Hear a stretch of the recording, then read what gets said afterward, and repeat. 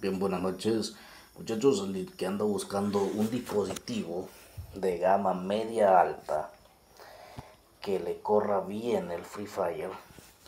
Vean, yo les voy a recomendar este dispositivo. No se los recomiendo todo al 100%, pero sí se los recomiendo para los que no tienen un presupuesto muy alto, ¿verdad? Entonces miren, les vamos a recomendar este dispositivo. La verdad que se juega al máximo. No les voy a decir que se juega feo, juega mal.